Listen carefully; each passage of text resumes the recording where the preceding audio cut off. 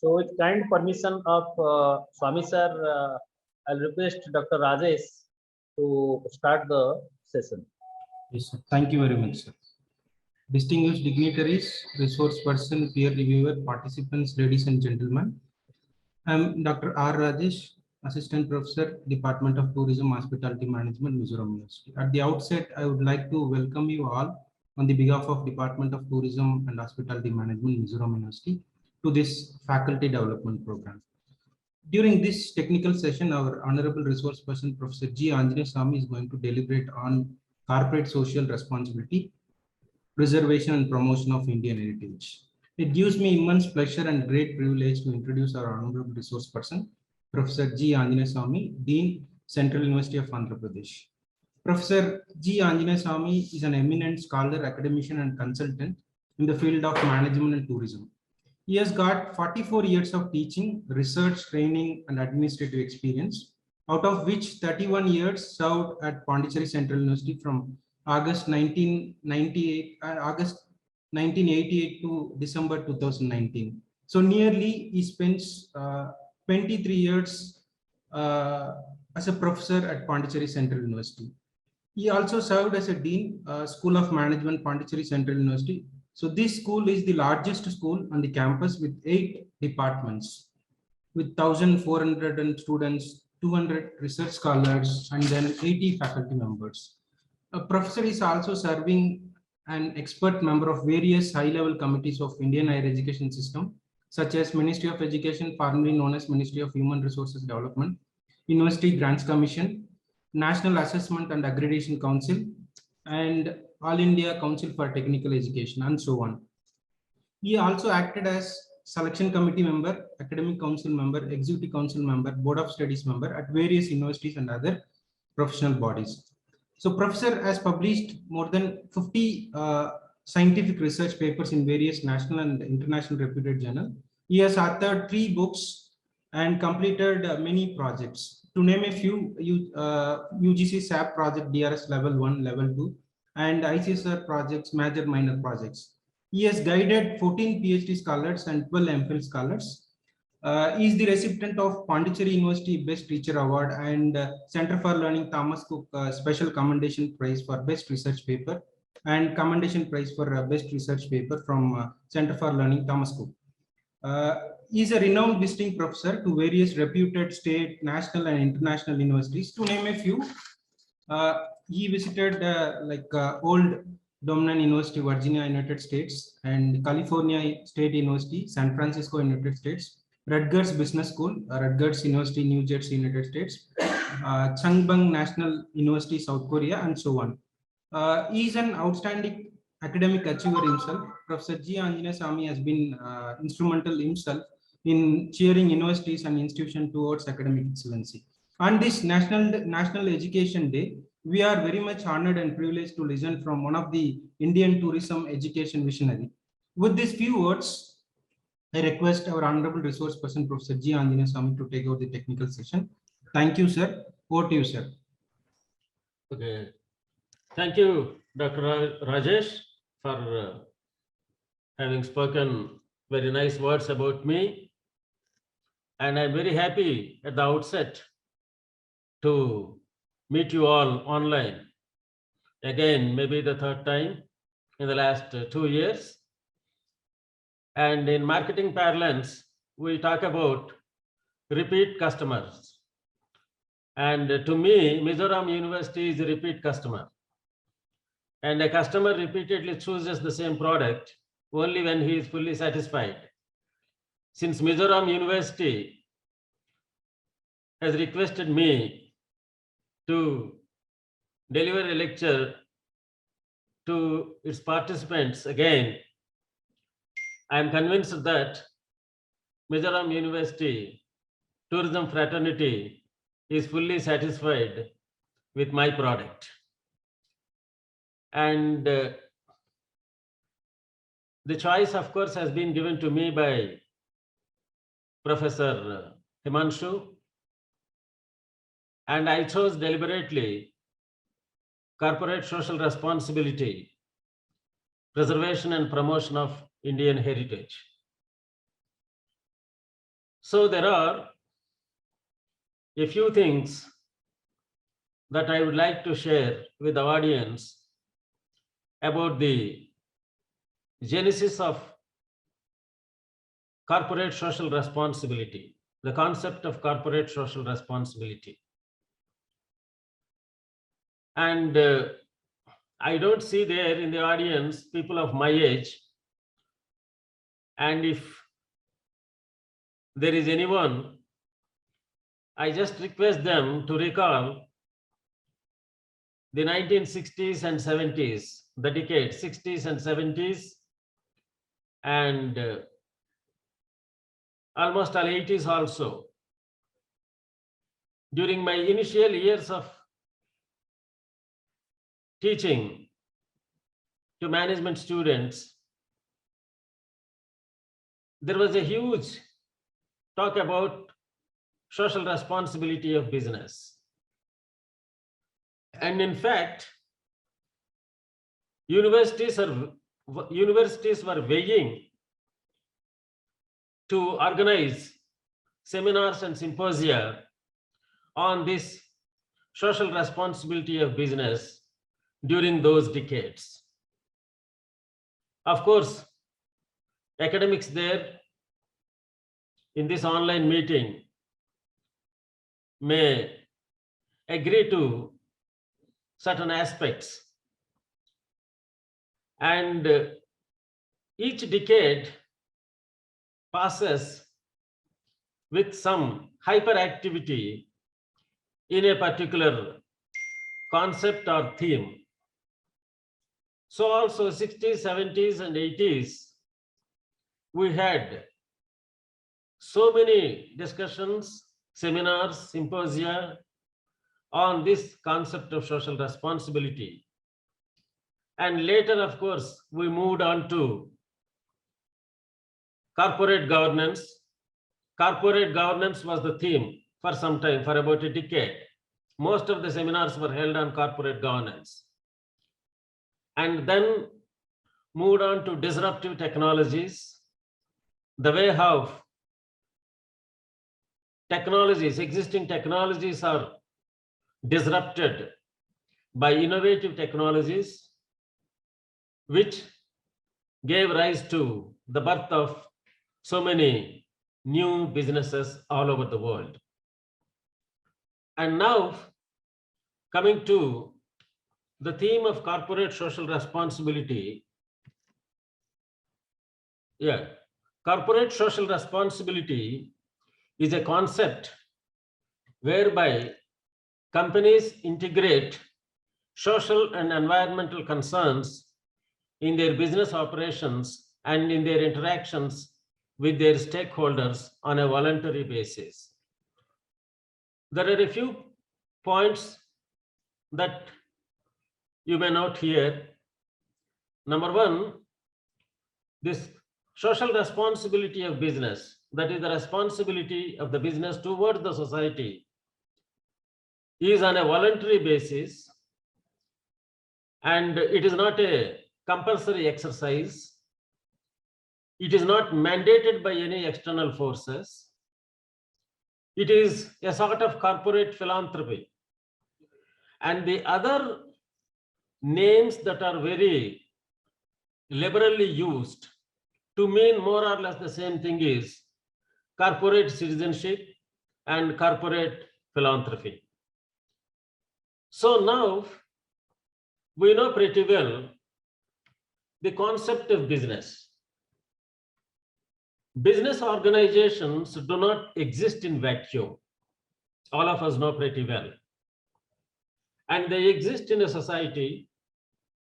And as such, we see a two-way interaction between business and the society. Businesses draw so many resources from the society, and all these resources are judiciously mixed or judiciously used and converted to produce a particular output. And the output may be a physical product or a service. This we call in management input-output conversion process. input-output conversion process. This input-output conversion process takes place in every business, be it a hospital, be it an educational institution, be it a manufacturing concern, or be it a electricity, public utility, or whatever the business. In every business, you draw certain inputs from the society, and those inputs are used in a judicious manner such that you produce a product or service which goes to the market, and the money comes back, and that is how the business sustains in the long run, assuming everything goes on well. And if you as an entrepreneur or management are lucky, you get back your money and you make some surplus year after year, which we call the profit. And the surplus making and the quantum of surplus is the test for the success of any business. And as such, at the end of the day, we find all successful business organizations making some profit. And then there arises an issue. How should these profits of the organization be deployed? Who should get these profits? Obviously, the answer is the owners, because owners have put in their money, and a process takes place, and at the end of the day, whatever the surplus generated by the business has to necessarily go to the owners. And owners in this case, the stakeholders are the shareholders. Shareholders are the real owners of the business, and obviously, and it is quite natural that the profits of the business belong to them. Right? This is the concept of business. And then the other way of looking at business is, okay, fine. You are putting your money, you are taking the risk, and you naturally expect for a reward, and you are rewarded in the process by way of profit. That is fine. Fine for academic discussion. But at the same time, we should not lose sight of certain issues specific to business. And one of the most important things is business exists in society.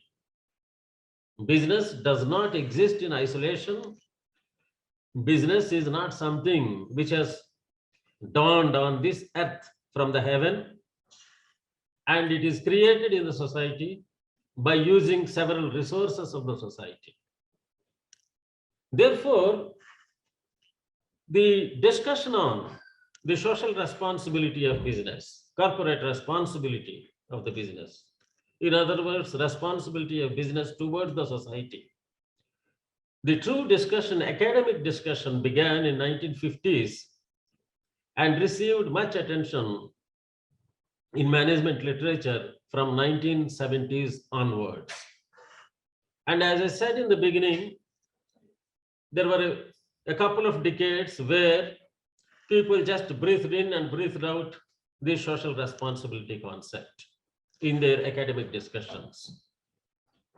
And however, with the Enlightenment dawned on businesses, and to some extent due to the pressures from the interest groups in the society on business, and a sort of signals from the government,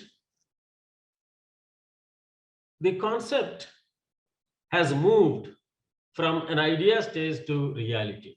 The concept has moved to idea stage to reality, partly due to three reasons. Number one, businesses themselves have realized that they are part of the society, and their survival and sustenance depends on the acceptance of the society, in the sense that as long as you conduct your activities in ways which are not detrimental to the interests of the society, you will survive.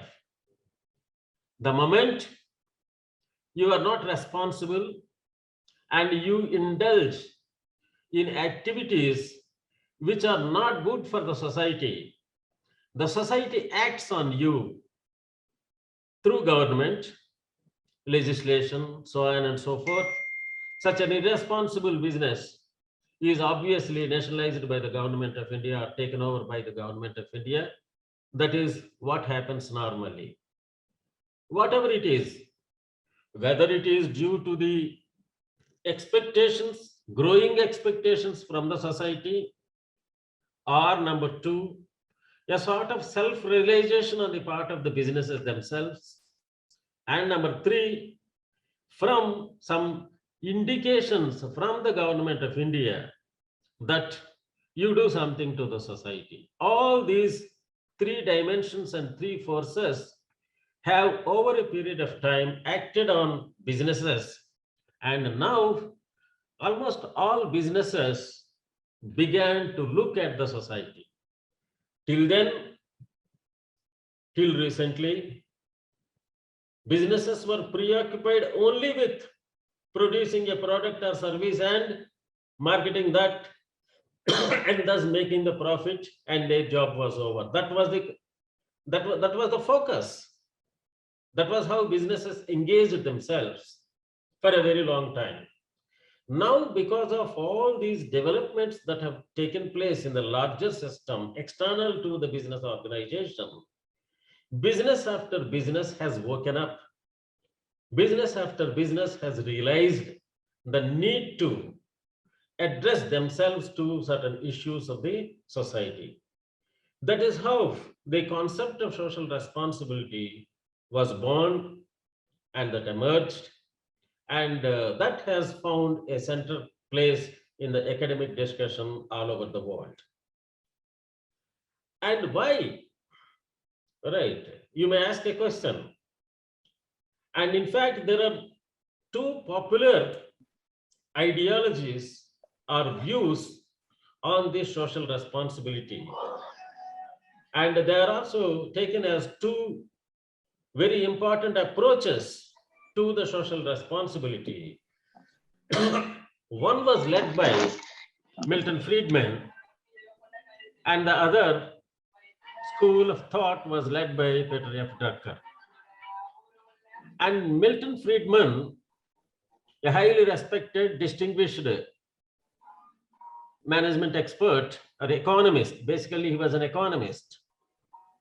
He used to argue very vehemently that business is business, and business means profit, and business has to make only profit, and it should think about only profit, and it should not think anything beyond profit, and the profit should go to the shareholders, the true owners of the business, and there ends the matter. And he even argues that if any business does anything other than what it is supposed to do, what is it supposed to do? It is supposed to generate profit, and the profit go to the shareholders. That is how a business according to Milton Friedman. And he used to argue that this profit should necessarily go to shareholders, and they should not be spent for any other purpose. That was his contention, and he used to argue on those things. And accordingly, an approach, a school of thought almost all emerged that businesses do not have anything to do with the society. Businesses do not have anything to spend for the society. That is a different ballgame. That is a different issue. Government is there, and so many social organizations are there, and it is the responsibility of the government and so many other social organizations to take care of the needs of the society, and therefore business doesn't have anything to do with that. This was Milton Friedman's contention, Milton Friedman's argument. And in contrast to that, which has very widely been accepted all over the world, is Peter Drucker's, the high priest of management, Peter Drucker's argument where Peter Drucker sees a very prominent role for a business organization in the society. And he argues that since business draws so many things, uses so many things of the society, some of those things are natural endowment, like water, air, and the atmosphere, so many things, and some of the other facilities are provided by the government, like telecommunications, road network, and all those things, banking and insurance facilities, so on and so forth. Since business draws all these inputs from the society, it should think beyond making profit. It should think beyond making profit. It should think beyond maximizing the shareholders' wealth, which means, right, a business organization, for its own good, understand, for its own good, for its own sustenance, for its own long-term survival, must always think about doing something to the society, doing something to the society. And how do businesses do something to the society?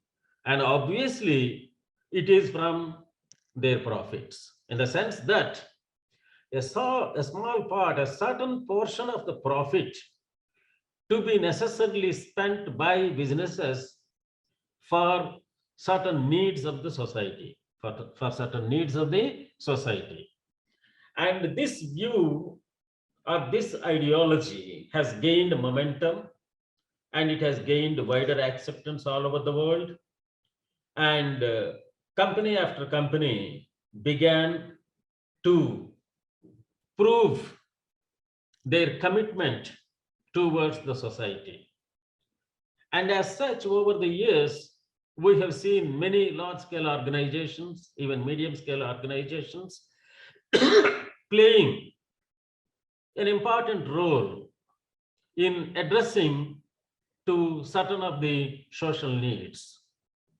And many of the organizations, as many of you know, have started their own foundations, Wipro Foundation, Infosys Foundation, so on and so forth, TC Tatas, right? And they started spending their resources, part of their resources, for the needs of the society, be it the establishment of hospital, be it the establishment of school, be it institution of several scholarships, and be it maintenance of local parks, be it providing, right, some facility, right, in the local community. So this is all, this is how now businesses are run, and businesses are attending to some of the needs of the society. And here, these initiatives, all these we call corporate social responsibility initiatives. And how you spend your money, it is your choice as a businessman. How you spend for the society as a businessman is your choice. If you like education, if you love education, you create schools and you create scholarships and you create so many research establishments and contribute for the nation building. And if you want to help the poorer people, right, and you can empower the poorer sections by establishing some training institutes and empower the local people, right, so that they will earn, right, some livelihoods. So how you spend your money, that is your choice as a businessman. And accordingly, we find different business organizations spending huge sums for many of these social needs, societal needs. And all these initiatives, right, precisely are aimed at three important things. Number one, economic growth. When money is spent by the organizations for different purposes in the society, in turn, all this expenditure does not go waste, and it yields certain results over a period of time, and that contributes to the economic growth of the society in terms of empowering the people. And second, ecological balance. And we all know pretty well, heavy price is paid by the mankind now for his or her total negligence, right, of the environment. So it is high time that all of us are conscious about our role and responsibility to maintain proper ecological balance. And towards that, organizations are spending. You call it green initiatives, you call it wind power energy creation, solar energy, and for the preservation of some of these natural, right, non-renewable resources. So this is again another area, ecological balance, to maintain ecological balance. And the third one is society progress, social progress. What do you mean by social progress? So societies are ridden with so many superstitions, ridden with so many, right, illogical beliefs, and there is still, in spite of all around development, still there are many pockets in India, right, which are reeling under superstition and which are guided by, right, some primitive methods and practices. And there is a need to uplift the society from ignorance, from dark to the light and to the enlightenment. Such an enlightenment, such an awakening is possible only when the organizations open their eyes and spend something towards this social progress. And another important thing here is,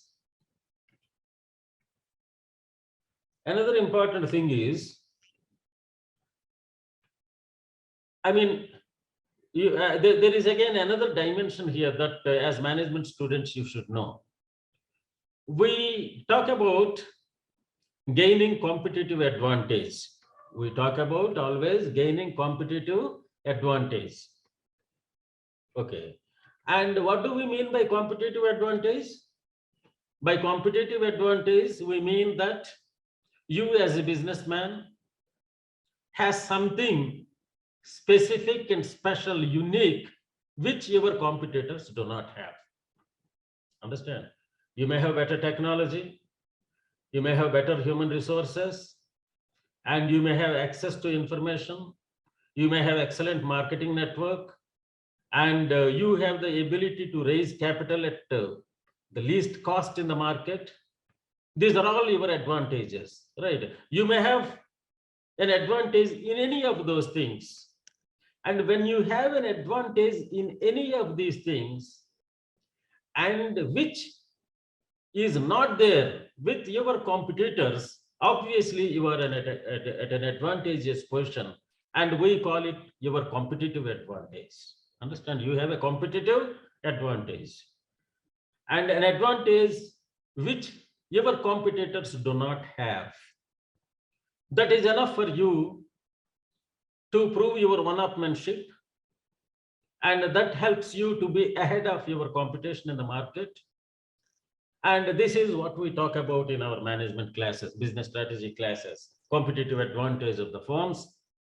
And we teach businesses, we advise businesses as to how they can improve their competitive advantage. How can they improve their competitive advantage?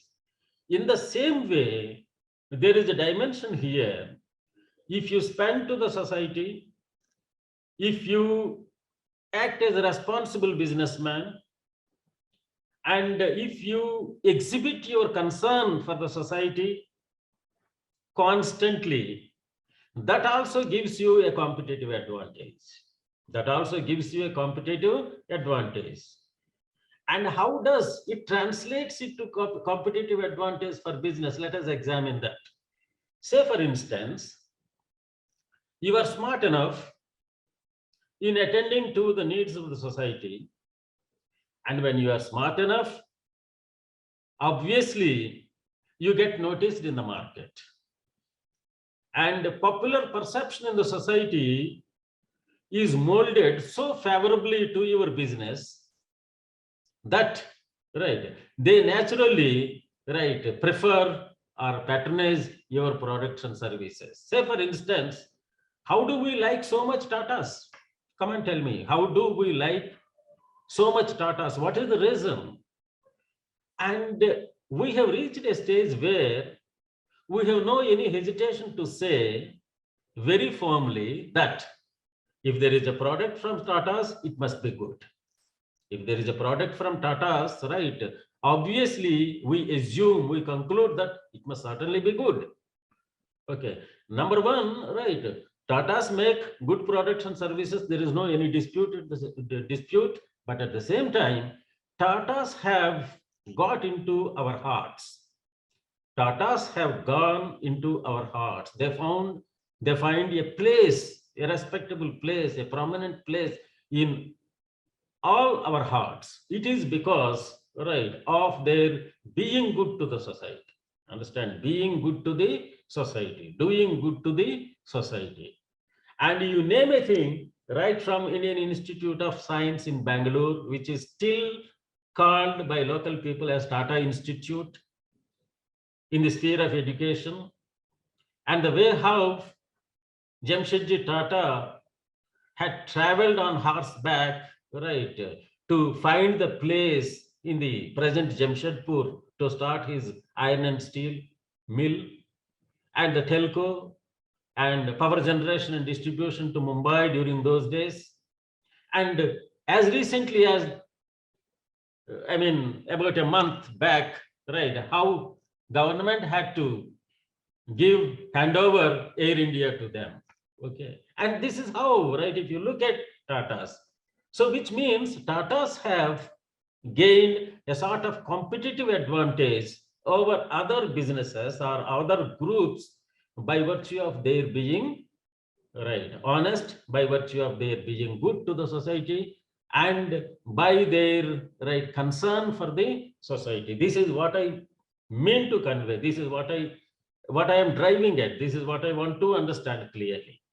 So by your disposition towards the society, by doing good to the society, on the one way, right, okay, on one side you may be spending a little, but the gain for you is so much in the long run.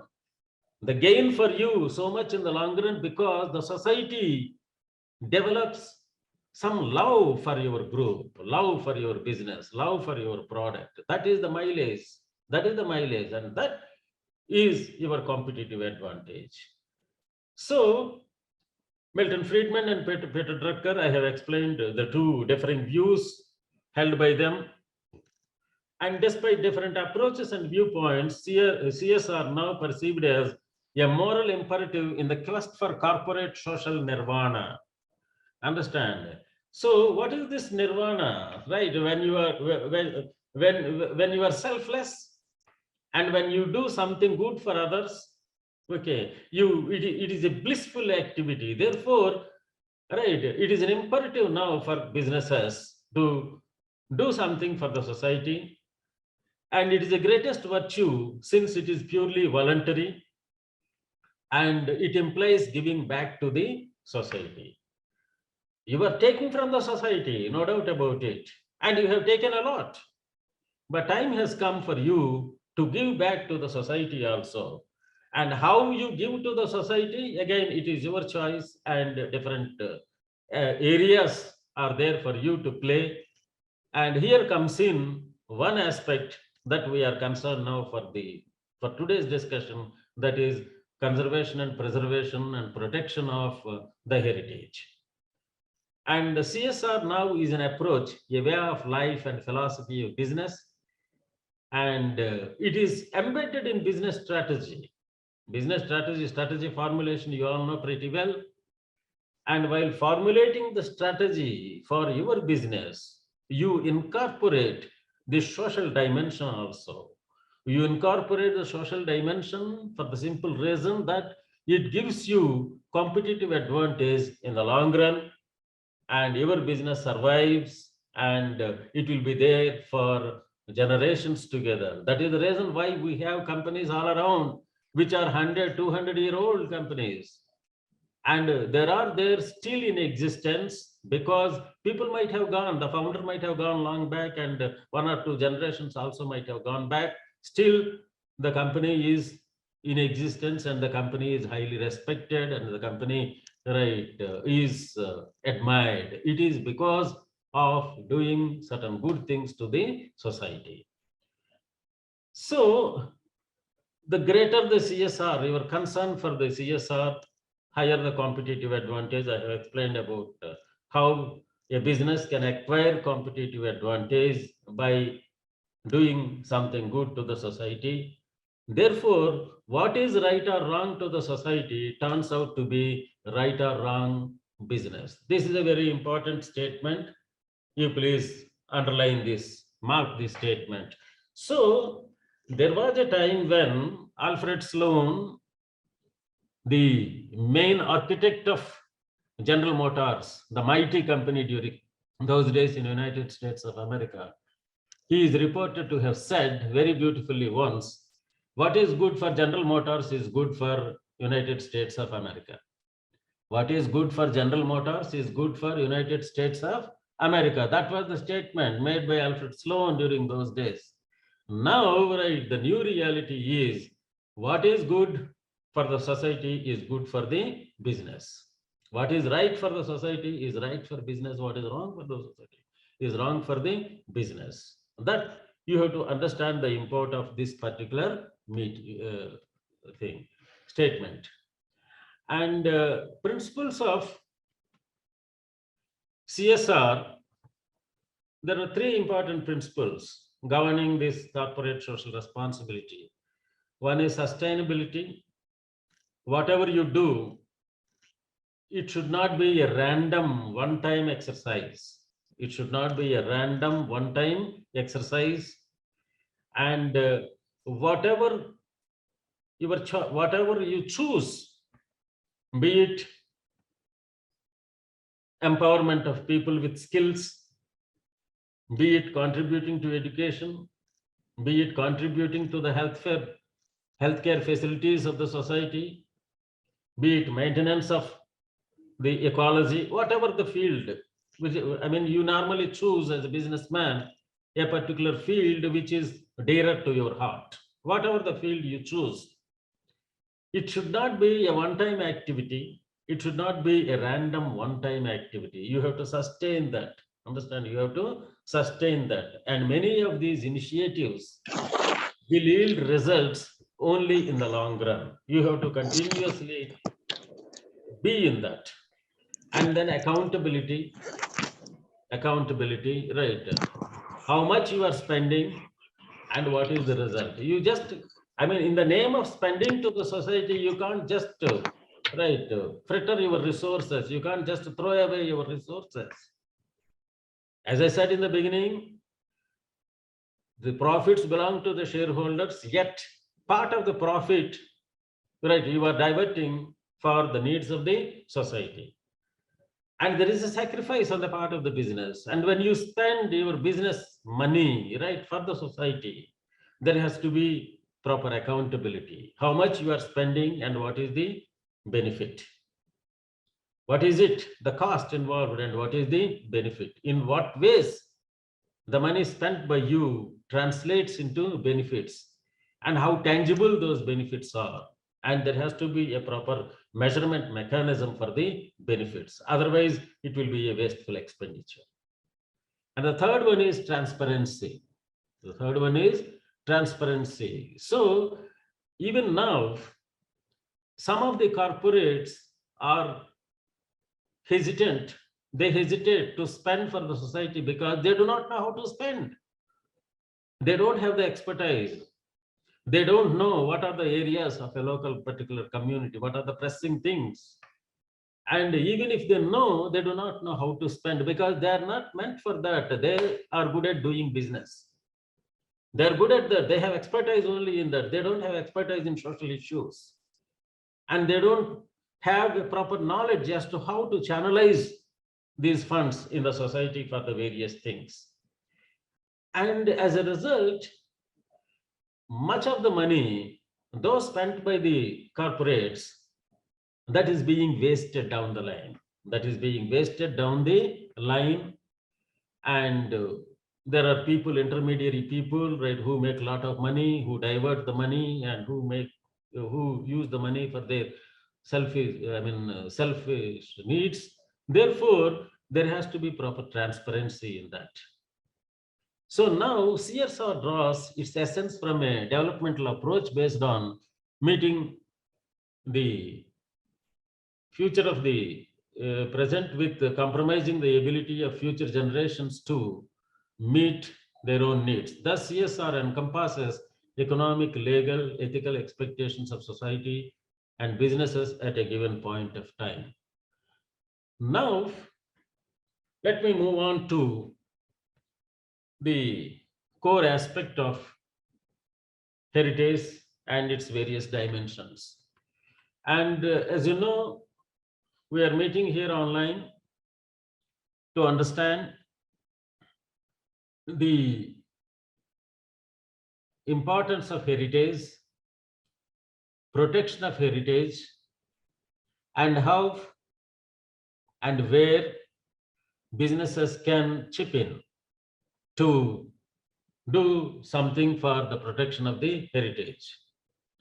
And let us look at the definition for a while.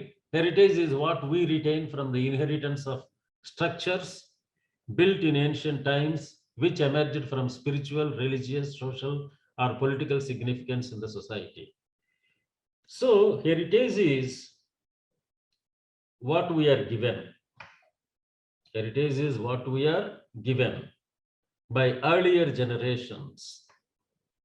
Heritage is what we are left with. Heritage is what we inherit from earlier generations, right? All over the world, okay?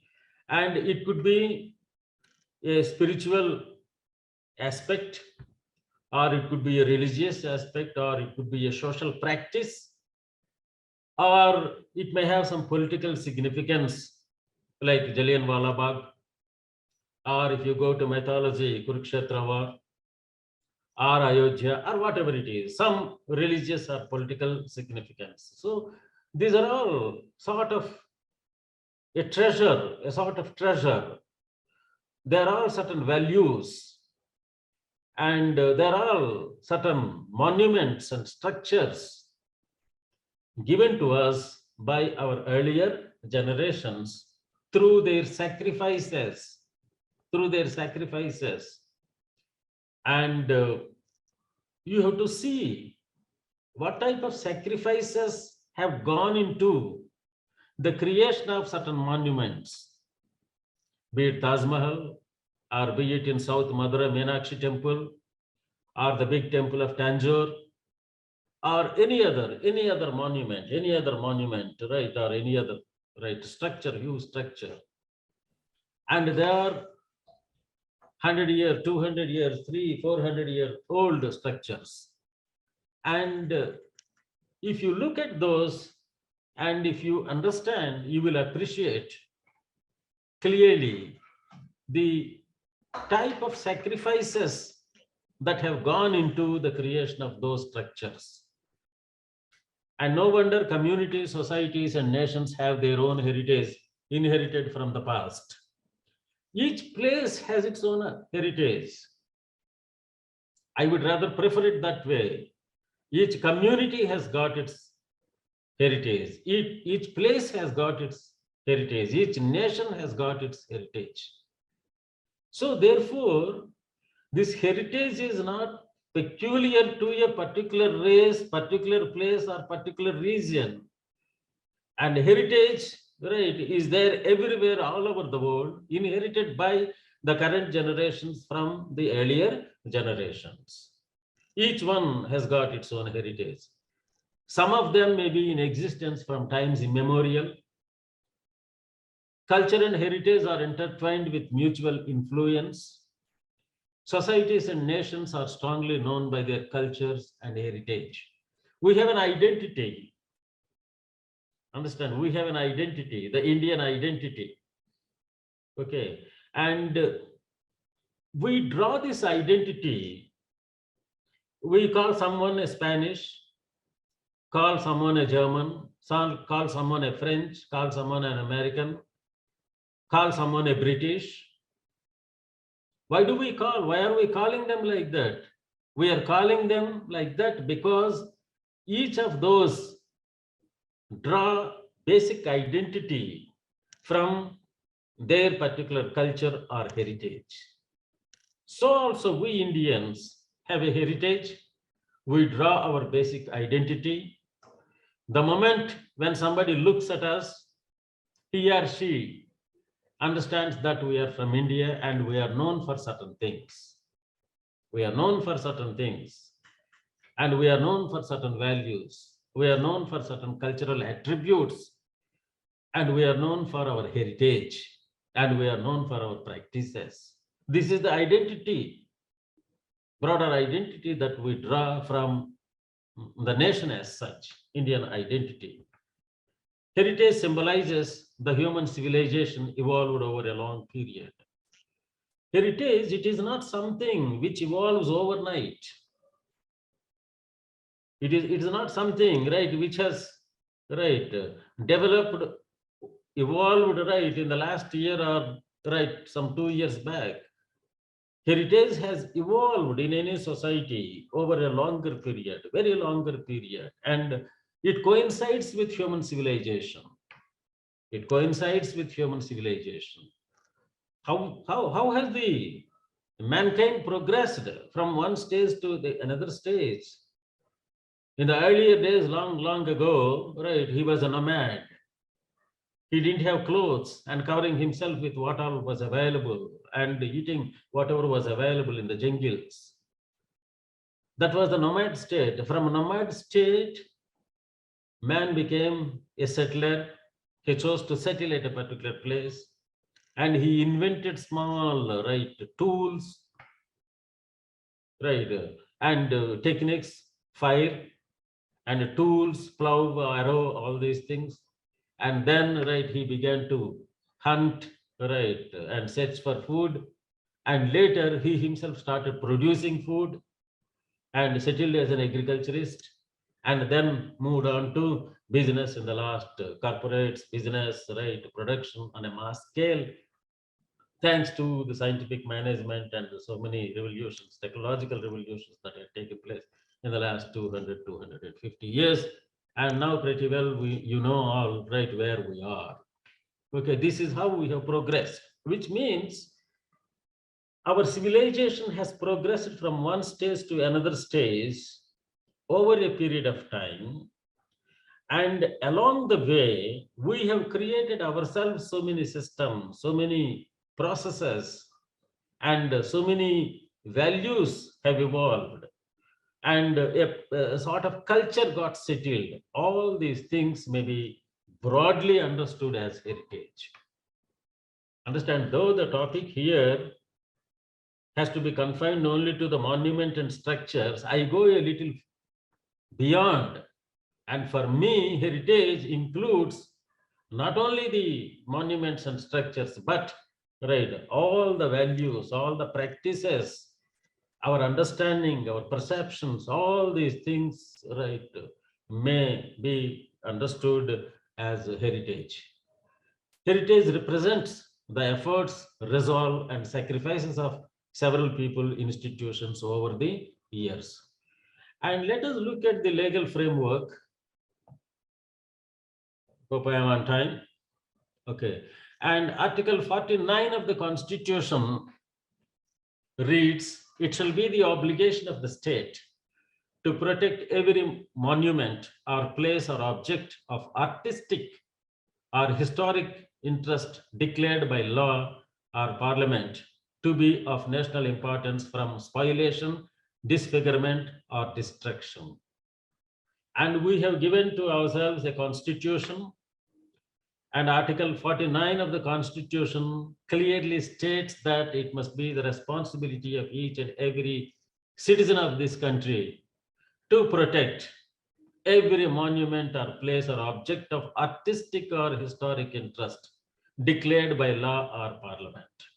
So all of us are bound by Constitution, and Constitution clearly says that we have a bounded responsibility to ensure proper protection of all those, right, aspects of heritage, be it structures, be it monuments, be it places, whatever it is.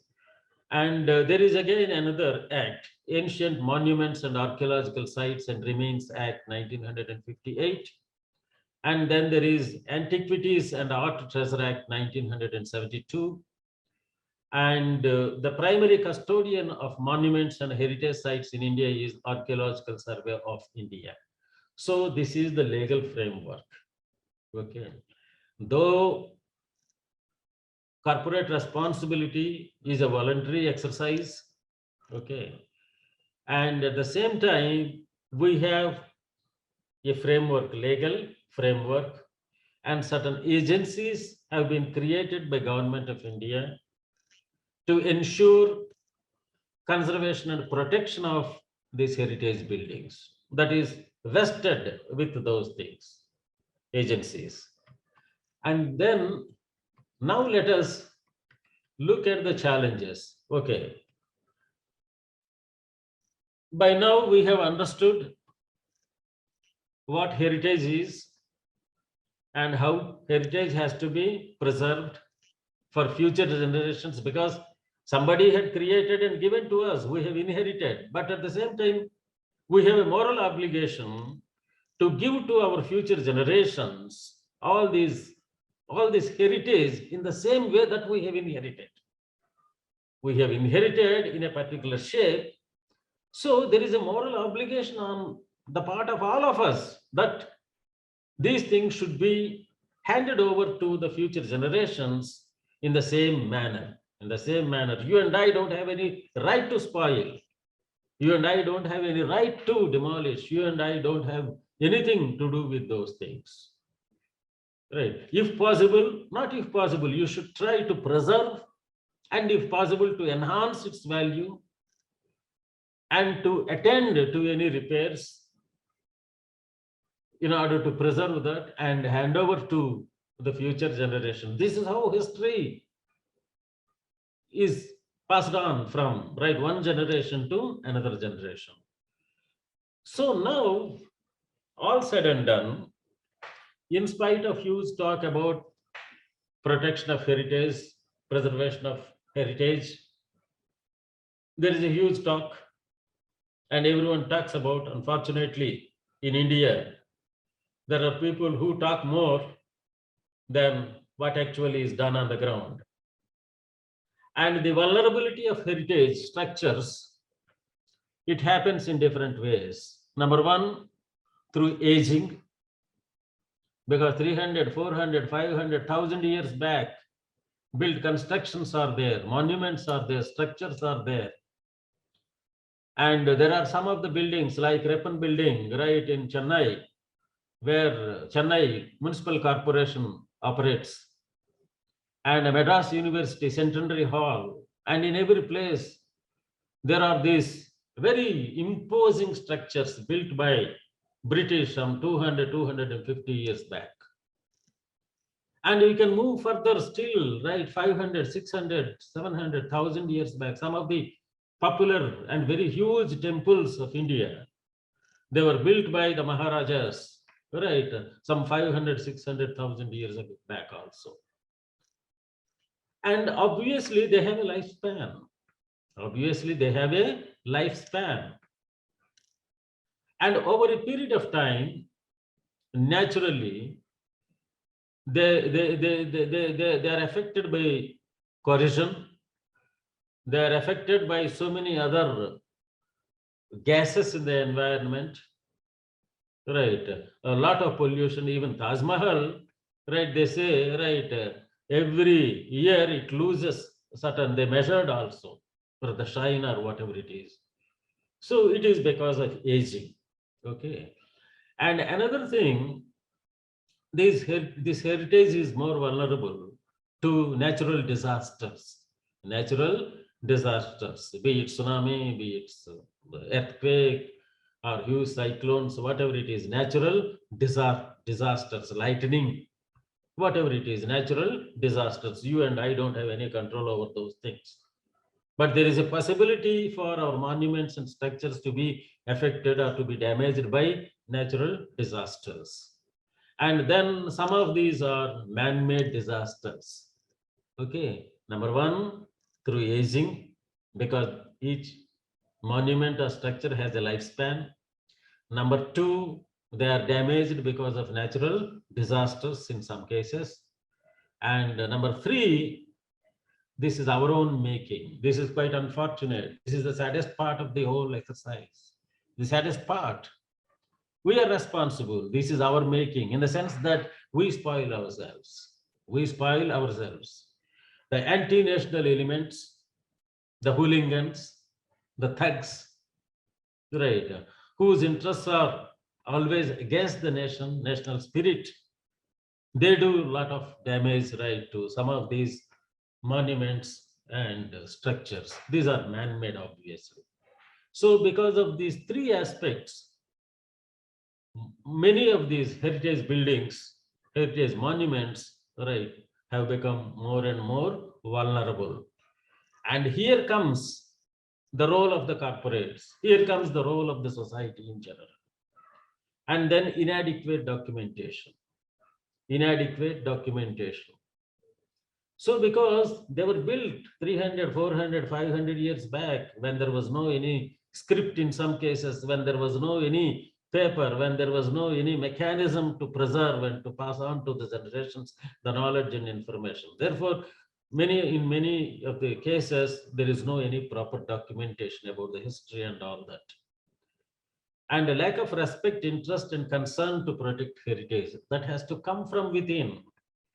The interest has to come from within. This is our thing. This is given by our forefathers. Therefore, it is a national treasure. It is a national asset. We have to preserve it. That type of feeling, it has to come from within. That spirit, okay.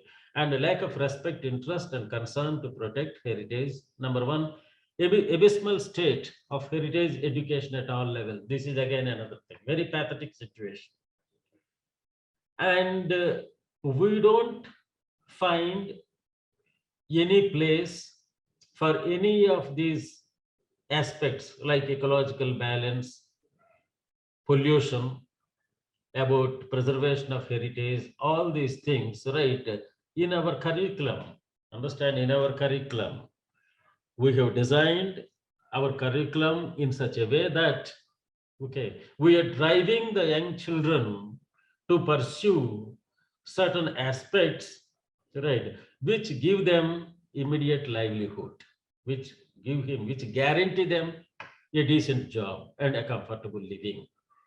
And we never teach about these things, the importance of preservation. This is where our education system and what we teach to our kids is different from what is taught to the kids in many other countries, So it has become part of their approach, part of their life, part of their way of thinking in most of the countries, whereas in our case, it is absolutely different. We don't have that much emphasis for any of these things in our curriculum. Therefore, many of our children, right, do not know, number one, and they don't have any awareness about these things. And they themselves, right, start spoiling many of these things because that value that has not been injected in them right from a tender age.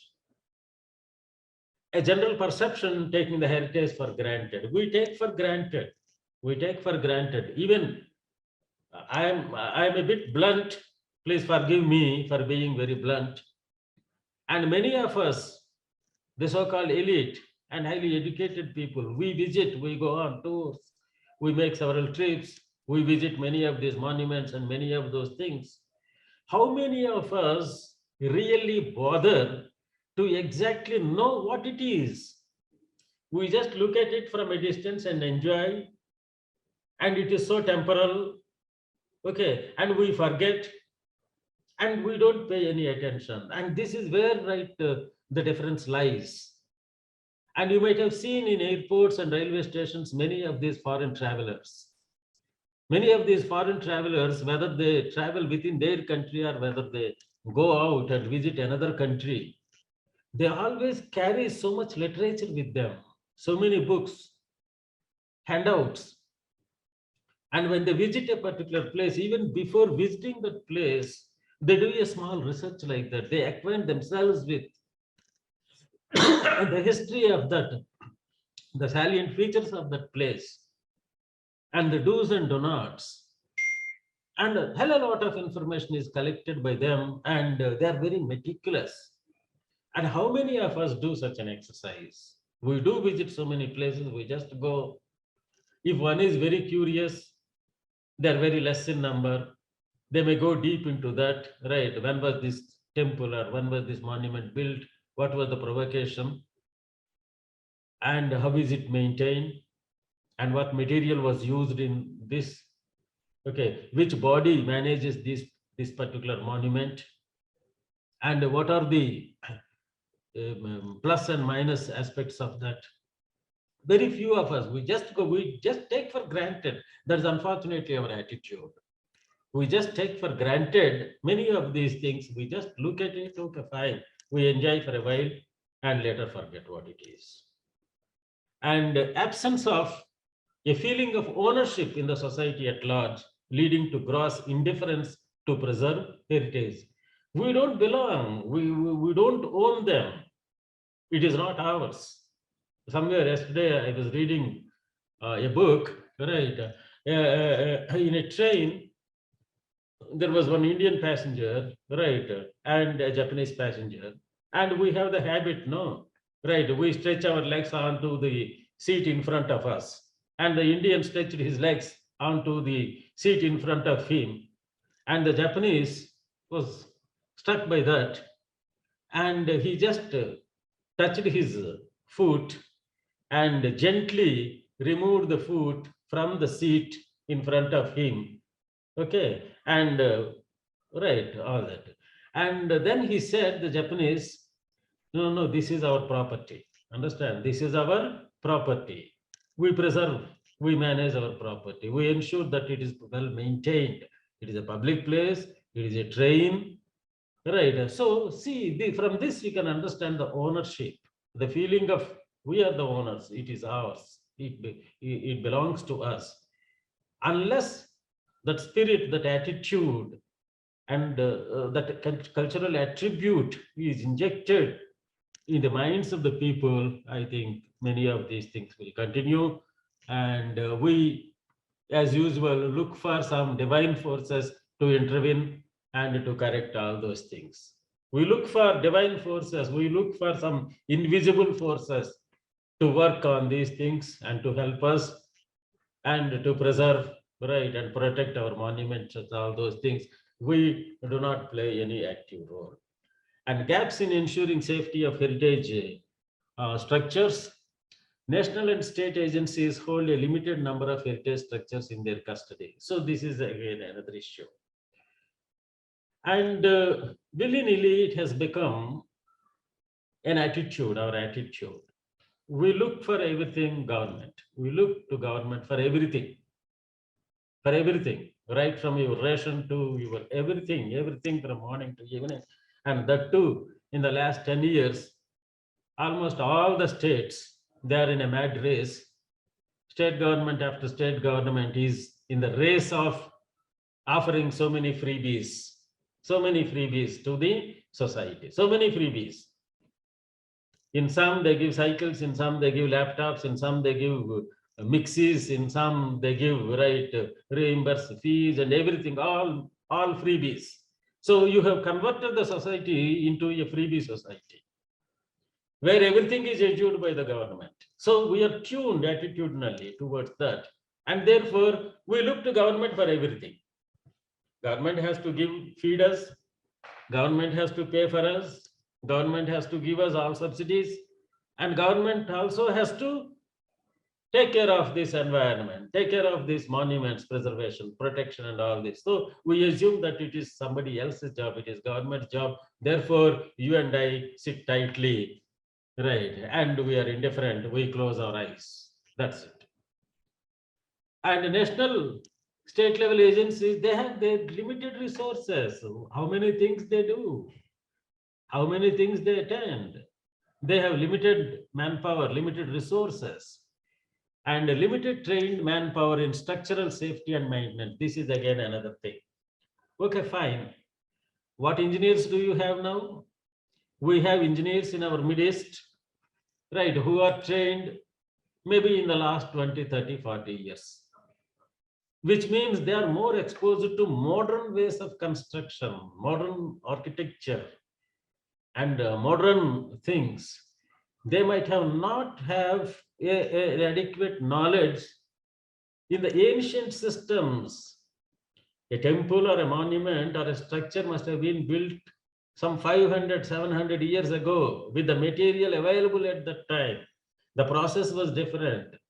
And if you look at some of these temples and monuments, you would really wonder how those huge stones, right, were transported, right, how they were lifted to build that structure. There were no any hydraulic machines at that time to lift, or no cranes, right, no algorithms, no technology, no graphics, no computer aided manufacturing, CAM and CAD, nothing. Yet great temples, right? I wonder myself whether we can build those things now at this point of time. So I mean, that is the thing. So because the technology used at the time, the material that had gone into them, and the process that was adopted, all those things were totally different at that time. So the current generation of engineers and technocrats may not have a clear idea about how to correct those things, how to repair, how to maintain, how to preserve these things, the structural safety and maintenance. And conservation of heritage structures is an interdisciplinary engineering effort to protect a monument, to protect a temple, to protect a particular architectural marvel of historical significance. You need different inputs. Number one, architecture, the prevailing architecture at that point of time. And you see there are temples in India, right, once or twice in a year. You might have read also in newspapers, the sun rays straight touches the god. The sun rays straight touches the feet of the deity, main deity, principal deity of the temple, right, yearly twice. There are many temples like that. And how they built it and what was the secret, and we do not know many of those things. So it is an interdisciplinary. You need architecture, you need basic engineering, you need a thorough command over the religious scriptures at that time. Understand? You need to have, right, a sound knowledge of many of those things, because all those inputs must have gone into the creation of those monuments. Therefore, now, right, it is an interdisciplinary approach. Right. You need an economist, you need a religious guy who interprets those things perfectly. Why a opening is this side, why it is closed, why it is, right, gopur, right, a pyramid like that, and why these things, right? You need some expert advice for that. And you need technology again. And farmer systems to study, not farmer, it is formal, F-O-R-M-A-L, formal systems to study and evaluate the strength of structures periodically is absent. As I said in the beginning itself, we take for granted, we don't pay, we don't bother much about, right, evaluating them from time to time. As a result, right, our bridges are collapsing, our flyovers are collapsing. You might have read about these things, flyovers in the construction phase itself. All of a sudden, one fine night, right, midnight or fine morning, it collapses. Flyover much before its completion. And that is the expertise, and that is our sincerity, and that is our commitment. Okay, leave alone protection of our monuments, which are hundreds of years old. Understand, you need to evaluate, study from time to time, periodically, so that you understand, right, the weak structures and where are the gaps and how they should be corrected. And that is, after all, maintenance is all about. And the lack of convergence between modern day engineering education and traditional knowledge of construction materials and practices. And see, you might have heard of M. Visvesvaraya, Mokshagundam Visvesvaraya, a great engineering genius, right, that Karnataka had ever produced. And he was the architect of many irrigation projects and many things, right, during those days. And once, and this is ingenuity again, the ability. He was traveling in a train and suddenly, right, he asked the people to stop the train. All of a sudden, he asked the, pilot of the train driver, right, to stop the train. And is he mad? Why is he asking us to stop the train all of a sudden? Something must have gone wrong with him. And the people were started wondering. And then he said, right, just a few meters ahead of the track, there was some damage. Okay, and it would be a disaster if the train goes in the track. Therefore, train had to be stopped. And then people wondered how he knew that. They verified, and they went there a few meters ahead of the track, and they found the bridge, right, was in a very bad shape. The track was in a very bad shape, and definitely a great disaster would have happened. And they asked him, how do you know all these things? How could you say that? He said, I have that ear, right? I can, right, make out from the noise of the rails, right? And it's a warning, right? I could sense it. I could sense something is wrong on the track.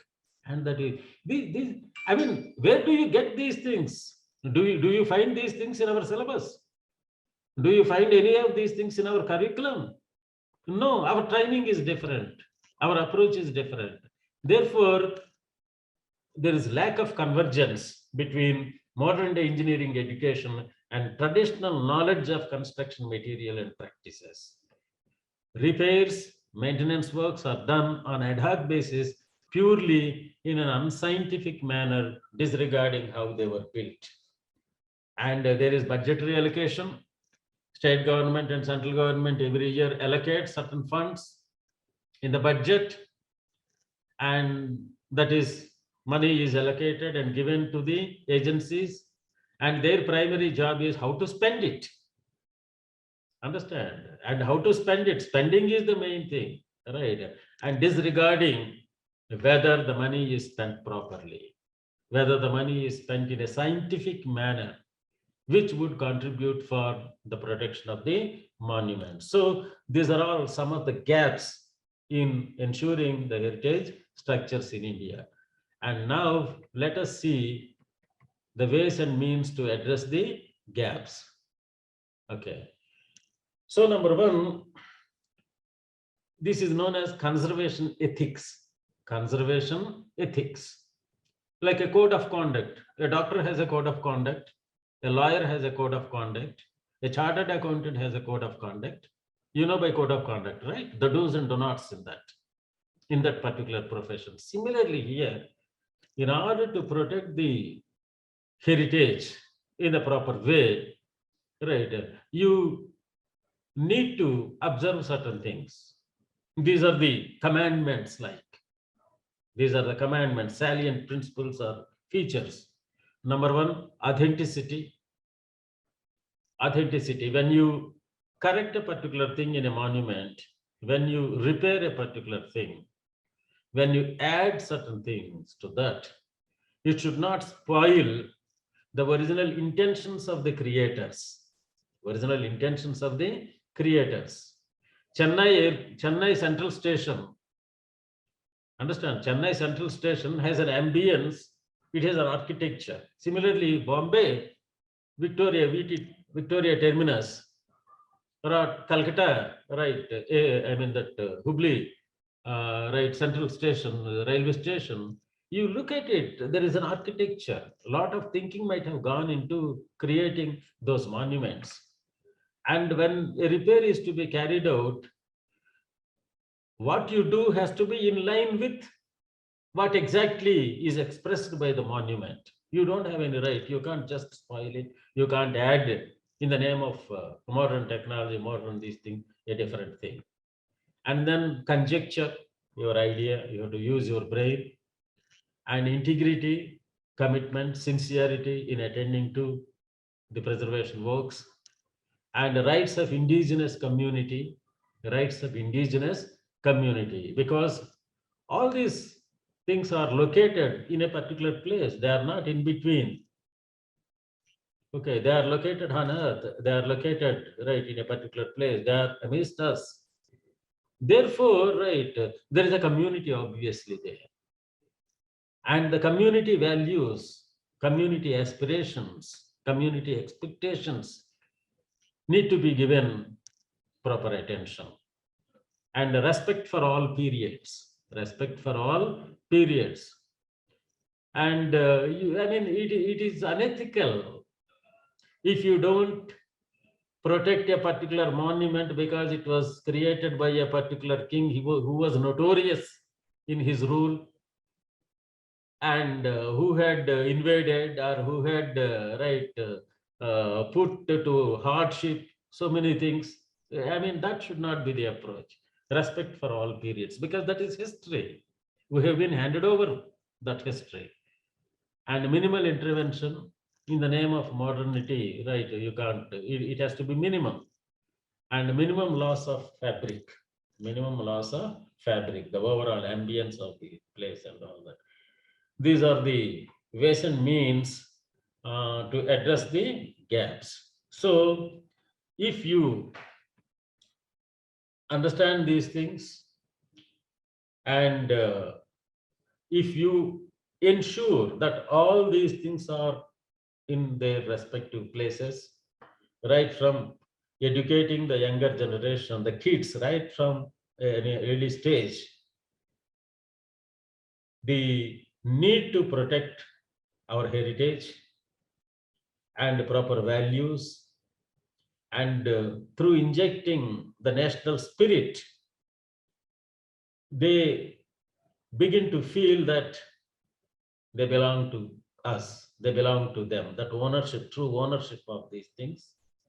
And then periodically assessing the strength of these monuments and whether there is any need for repairs or maintenance, many of these things. If all these things are properly taken care of, then I'm sure that we will be able to hand over all these monuments and structures, our heritage, to the future generations the way how we have inherited.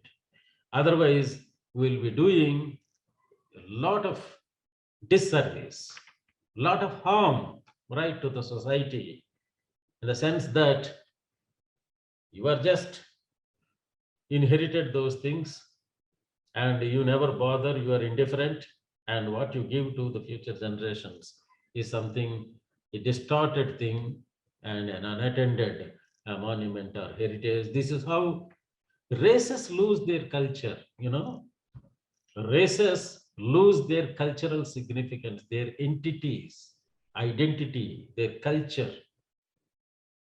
And the way how this Western influence is sweeping across India, I have no any doubt that maybe in another 2 generations or 3 generations, we may lose everything which we name Indian. Understand? We will lose everything. Understand? By then, after 2 or 3 generations, we may not have anything, right, which gives us pride, right, on which we can say that this is India, this is our spirit, this is our ethos, this is our culture, this is our strength. We may not be able to, right, say anything, give anything to the future generations. So friends, I think I am done. Okay. So in a nutshell, in brief, I have started my lecture with a discussion on responsibility, corporate responsibility, social responsibility of business, and the need for the new consciousness and how this social responsibility has emerged over the years and evolved over the years, and the two differing viewpoints on social responsibility. One school saying that it is not the job of the business and it is the government, that is their job. Government cannot spend anything for all these so many things of the society because its primary job is something different. And there is another view which has gained momentum and acceptance all over the world, that business is part of the society, therefore business has a role to play in the society also. It is not just making profit, but at the same time, it also has to take care of the various needs of the society. Okay, and then, right, the heritage, concept of heritage, legal framework, and what is missing, right, in the protection of the heritage, and how we should gear up ourselves to protect the heritage so that our future generations will enjoy the way how we have enjoyed so far. That's it. Okay. So thank you so much for a very patient hearing, and hope I was audible and my screen was visible. And now, right, we have another 10 to 15 minutes, and I'm very happy to take any questions from the participants. Thank you very much, sir. Thank you. It was Thank a you. good talk, sir. There is a question in the chat box, sir. Oh, chat box. So Yes, how sir. to once Let me read out now, sir. one thing. I mean, I'm stopping share. Therefore, chat box. Yeah. Now, Dr. Grish Kumar has asked. 1 minute. Yeah. I accessed it. This is this thing. What is Java update? Show hidden. Okay, come on, tell me then. Rajesh, just read out the question for me. Yes, sir. Thank you so much for a wonderful lecture. When we talk about the documentation and preservation of cultural heritage, don't we really lack a comprehensive system developed to efficiently document, manage, and to preserve preserve the cultural heritage of the country as a whole with a searchable interface at national level? For example, Yeah, I got the question. I got Yes. the question. Yes. So the point, this is what I emphasized, right? You need to have a pool of people. You need to have an intellectual base. You need to train people, and that has to start right from an early stage. And once you are exposed to this heritage and the protection of heritage, and then, right, you examine the various tools.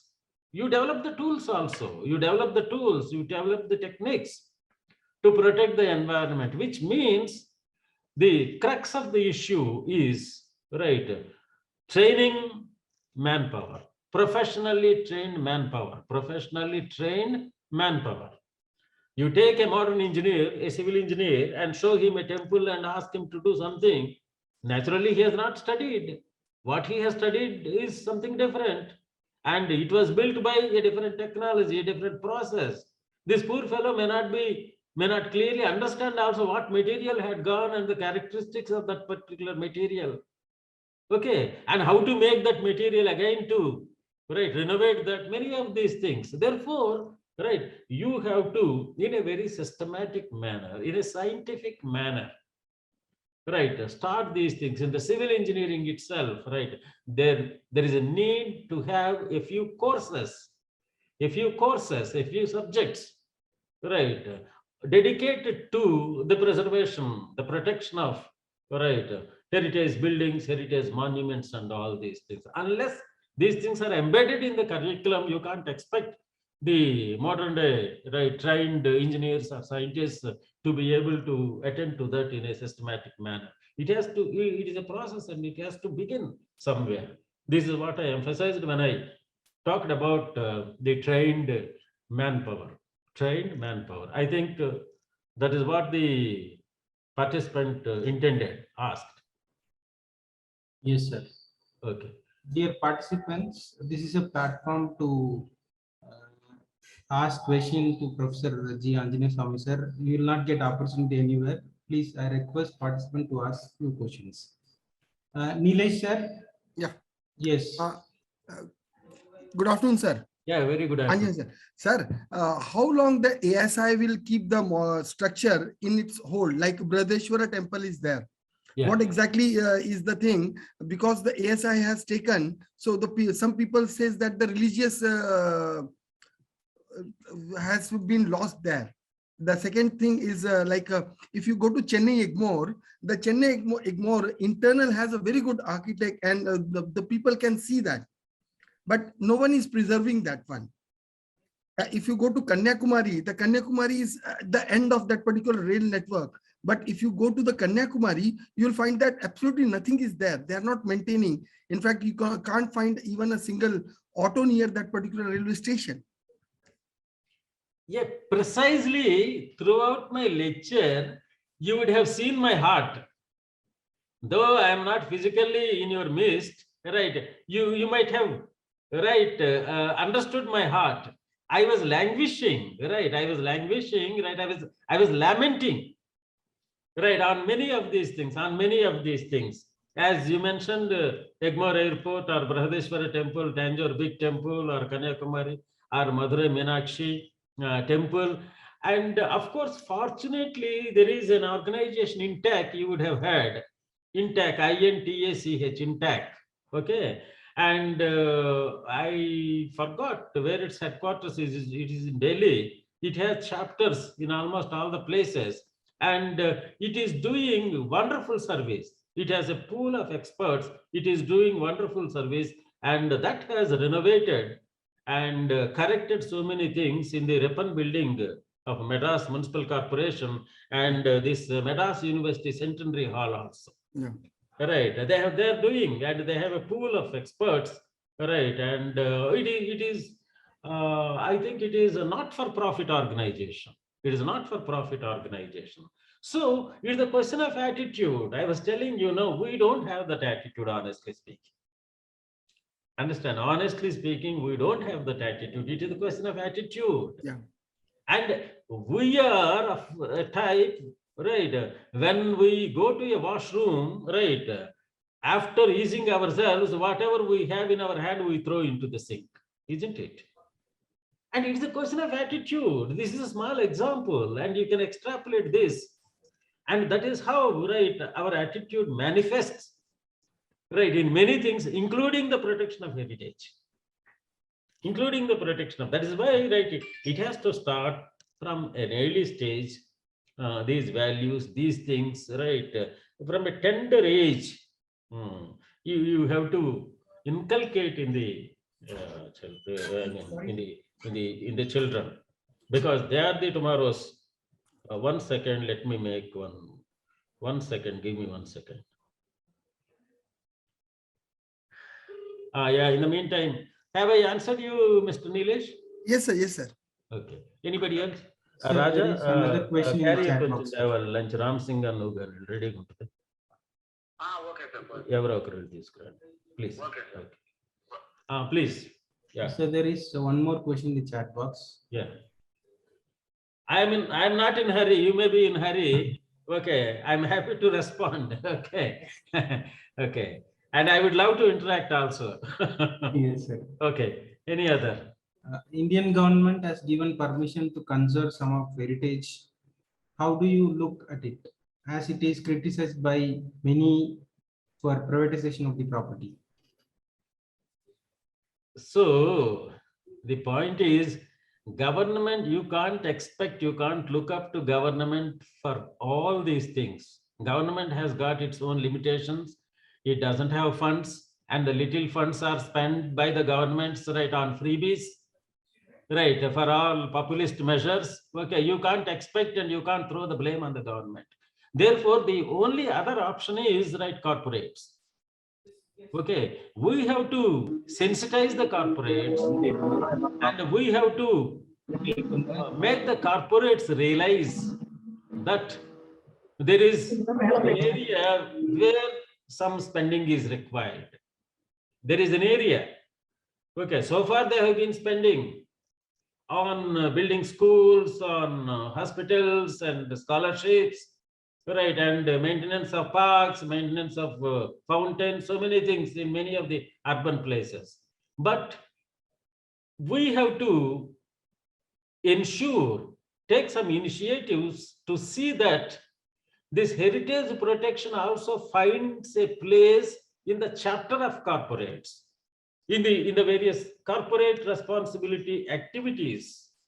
Okay, therefore, unless, I mean, now you see Google, for instance, Google, Facebook, Microsoft, Tesla, their market capitalization, that is the worth of the company, okay, the market capitalization of some of these companies are several times larger than the GDPs of many nations, for your information.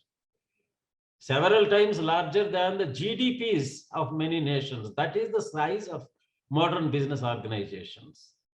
What is the size of, what is the market capitalization of Reliance? What is the market capitalization of entire Tata Group or Bajaj Group or HDFC? You take any group, the market capitalization runs into several lakhs of crores. That is the worth of these companies. It is a pittance. Understand, it's a pittance, whatever the spend. So the only thing is, they need to be sensitized. They need to be awakened, right, to look at this heritage, okay, and how to preserve that. And if that sensitization takes place, they have the wherewithal, they have the resources, they have the manpower, they can hire. Wipro Foundation, Azim Premji, right, hires so many social scientists every year, experts in rural development, experts in dairy technology, experts in yoga, experts in so many things. Of course, because he doesn't have, it is a technology firm. They hire for this foundation, and the foundation, right, deploys them for many of the things that the Wipro Foundation is into. Therefore, right, that the sensitization has to happen. Okay. And once they are sensitized, because as I said, they have the resources, they can hire people, experts, and on top of everything, there is a guarantee that at least 90-95 paise in a rupee properly spent. Understand? Unlike in the government spending, at least that is the pilferage, the leakage, right, will be very less. Anything else? Two more participants are interested. Yeah, please. Gaurav Mishra, sir, you can ask your question now. Please. Himanshu ji, are you in a hurry? No, sir, not at all. No, I don't know. You may have another session. That is why. Yes, we are having 1 hour launch. Okay, okay. So we can take another 10 to 15 minutes. Sir. I am intruding into your lunch time. I am rather eating your lunch time. No, sir. Thank you. Okay. One question, brief question, fast. Gaurav Mishra, sir. So, sir, I'll read the question, sir. Okay. So, how to bring all cultural resources, heritage under one umbrella to increase public participation? How to bring all those things? Yes, sir. What is there to bring, right? I mean, this is protection of culture, protection of heritage. Already that theme is going on now in the country across. Right, that theme, I don't need to specify, I hope you got it. That theme is running now, right? So that is it, understanding and appreciating and doing our part. Next, last question perhaps. Divya, madam, Yes, you sir. can Good ask. afternoon, sir. Yeah. Yes, sir. Thank you, sir. Sir, it was a very nice presentation, sir. One question, sir. The cuisine done by a chef is really depends upon how he has done it. Likewise, a building stands speaking that of the skilled labor. Though the design speaks, it is the skilled labor who brings out the artistic values and how the building is going to stand for a longer time. As you rightly pointed out, sir, nowadays the flyovers or any other structures which are being constructed now, it's been not for a longer run. it's all because of the labors which are not being thought of how to place a brick over a brick. So why Madam, not? yes. Madam, 1 second. Yes, sir. Yes, sir. Yes, Kindly sir. Yes, don't sir. throw the blame on the labor, poor fellows, poor people. Okay, And you have sir. to throw the blame right on the builders. You have to throw the blame on the contractors. You have to throw the blame on the engineers who are in charge of the construction of the bridge. Not Yes, to, sir. not on the gullible, very poor manual labor, because they are the people who do what they are asked to do. Right. Okay, sir. Okay. Yes, sir. I agree to that point. There are few people who just do like the contractors. There are pressure on the higher categories also. But why not the chefs are being taught in cooking session? Why not building construction can be taught to laborers or to bring them into a skilled person, craftsmen? Like it was taught in the previous eras, no, sir, like in King's period, those things. Why not be done nowadays so that it will also be, we will also get a good place to live in. That's my small Yeah, ma'am. question. Precisely Yes, that sir. is the reason why this lecture is scheduled. Precisely Yes, sir, that is the reason, because right, the lecture is scheduled right to drive home certain, to identify certain gaps and to drive home right what needs to be done. Say here I have emphasized that in the curriculum itself, because the current generation people do not know how it was built 500 years ago, what had gone into that. Therefore, right, I mean, on the other hand, right, we have scriptures and we have so many Vedas, and people say it is in that Veda, it is in Rig Veda, all these things, aeroplanes, there was a discussion about it, about this flying or these things, that and this, many things we have been hearing. We don't know, we have not read any of those Vedas, but Pandits say that, right? And you need to have an interdisciplinary pool of experts, right, who can go deep into all those things, who can figure out, right, how those things were made, how those, and you pull out all those things and develop a curriculum, design a course, right, offer that, introduce that in the polytechnics, in the IITs, and in engineering as one or two elective courses, okay, in civil engineering or in some other engineering, structural engineering, perhaps. Okay, that is the only way. Okay, Yes, ma'am. sir. Right. Anything Thank else? you. Thank you so much, sir. Nilesh ji is raising his hand. Sir, this is something which not many people were aware. The Tirupati Tirumala Devasthanam, Yes. they make a laddu. So earlier the laddu quantity was small. Yes. In 2007, the slab came down because they started making a laddu in big quantity. And from IIT, we went there to reestablish that slab. Yeah. Then we made such a way so that they can able to make a laddu which can able to cater for the today's need. So it can happen with any structure. Yeah. Second thing, there is a training for the labor, but not for all the project they needed that. Yeah. Because the labor are the people who just come for their livelihood purpose, and we don't expect them to be trained for everything. It is the site engineer who used to have no knowledge. The kind of knowledge the engineering college are having, there are so many mushroom colleges are there. And the kind of engineers they are coming, they don't even know what exactly is a bending moment or what exactly is the size of a brick. So how you expect them to build a structure? That is the problem. It's not a problem with the labor. Yeah, it is like this. When a battle is lost, it is not the soldiers who are shot. Understand? It is not the soldiers who are responsible. It is the general who is responsible. Yes, yes. And it is the general who is shot. Okay. Similarly here. So old structure also have a problems there, but then sometimes the things won't come out. Like Tirupati Tirumala Devasthanam, if 15 years back I might have told anyone the slab came down, it would have been a big news in the newspaper. Okay. Okay. Now it's not there. Yeah. Let me no longer be responsible for your delayed lunch. Thank you. No, sir, it's our pleasure. Thank you so You much. are addressing all the questions of the participants, and thank you so much for accepting our invitation to deliver such insightful and informative session and it was a very lively session in this AICT Hotel FDP organized by Department of Tourism and Hospitality Management, and it's a continuous support from Professor Anjaneya Swami sir to our department in different academic activities and programs. So definitely we will be seeking your continuous support and cooperation towards this department, sir, though this department is a new department and mushrooming department. So obviously we will be seeking your cooperation, continuous cooperation in future also. Thank Yeah. you so much for your acceptance. Since you don't have any great cultural baggage, right? You don't have a long way and a very clear way for you to tread. Okay, you have that. That is an advantage for you. That is a great advantage for you. You don't have a cultural heritage, right? Okay, sorry, cultural baggage.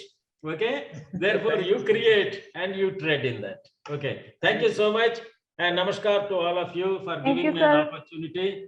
Namaskar, and I profusely thank Professor Samaswarao Garu, right, Honorable Vice Chancellor of Mizoram University, for being kind enough to have me on board time and again.